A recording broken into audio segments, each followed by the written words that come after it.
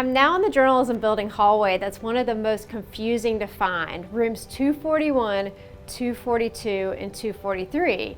It's where I teach and other classes such as those in our sports media program and other majors meet. Once you find these classrooms, you learn essential skills in journalistic storytelling. It's also where you get encouraged to work as a reporter and to tell stories for different audiences. In this course, it's important that you learn what journalists do and how they tell their stories. Ultimately, the stories are published on social media, online, and still in print products. To do their work well, journalists have two things on top of mind: what matters to people and what people are talking about.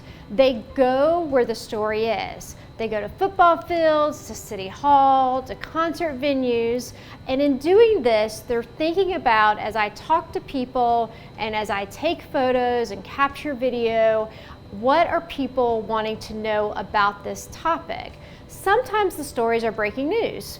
People get arrested, there are natural disasters, people get fired, people get hired.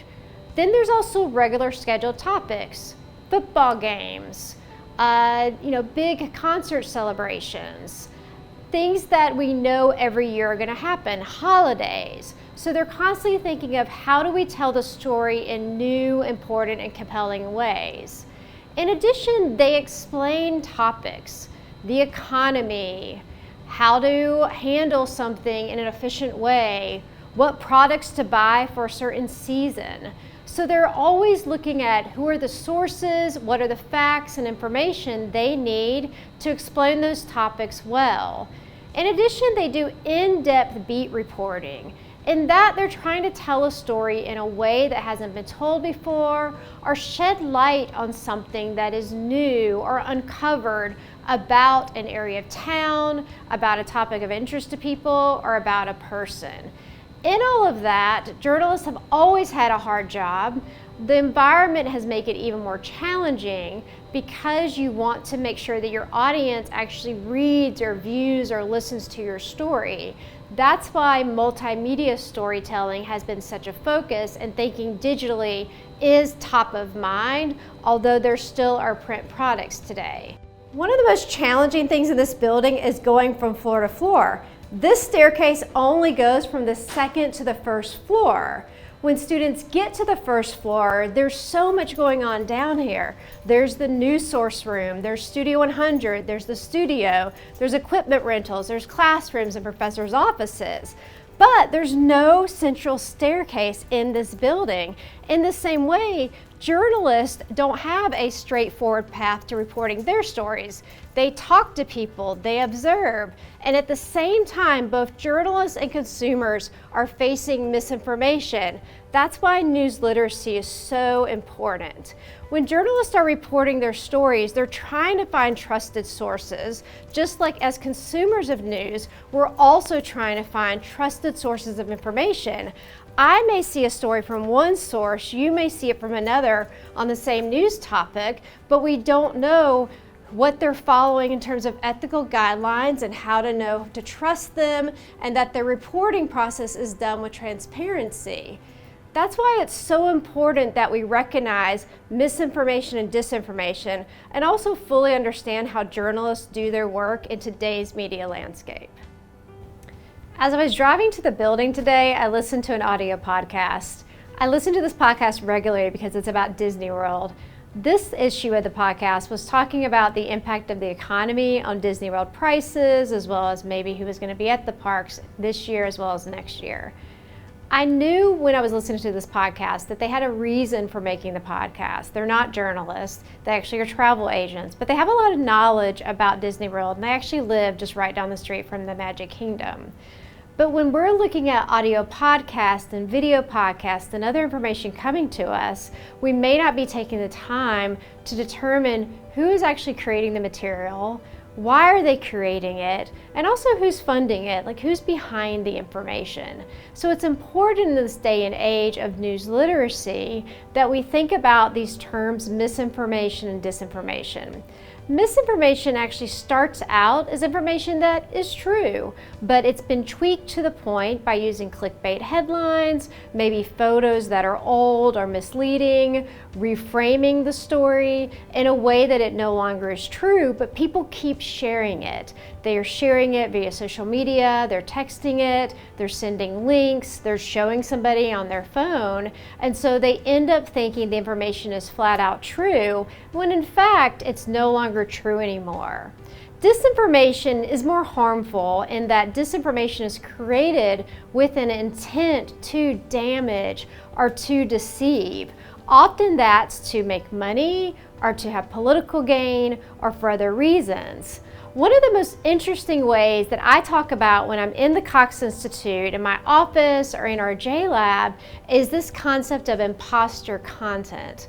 Imposter content is really tricky. You may see a post on social media that has the logo of ESPN or the New York Times or another media outlet that you view regularly. But in fact, the people creating that post or that account or that website have actually just taken the logo and it's not the legitimate news outlet. So you have to look more about what is the history of what they're sharing, what is the information about who they are to make sure that it's real or not. They often will just misspell something or they'll change up words so that you, if you're looking quickly on social media, you don't really see the first time that this is imposter content. Some imposter content examples are actually complete news sites that appear to be news sites, but that are not. They may have AI generated copy, or they have copy that's written by humans, but that is quickly pulling from trending stories, often related to tragedies, because they know people are wanting to find information online. They're creating this material and making it in a way that's meant to deceive, to make money, and they think that they can keep people coming back to the site. The other small thing in imposter content that I've actually seen happening more often is actually people impersonating journalists. What they do is they create social media accounts that have the photo and information about the journalist, but if you look closely, they've misspelled the journalist's name. And so looking at these types of forms of information and what you're seeing online are key steps in this battle for news literacy, and recognizing that there's misinformation and disinformation is really important as you turn to sources regularly. I'm still going to listen to my Disney podcast because I love Disney World, but I know that they are telling me the information from a certain point of view. If they stopped giving me new information, I would stop listening to them and go to someone else. At the same time, I am also reading stories by credible news outlets about Disney World, about the things that interest me, to make sure I'm not just going to one source and trusting one source completely that doesn't have journalistic ethics. Our college recognizes stellar journalism and media through the Peabody Awards. Let's go ahead there now.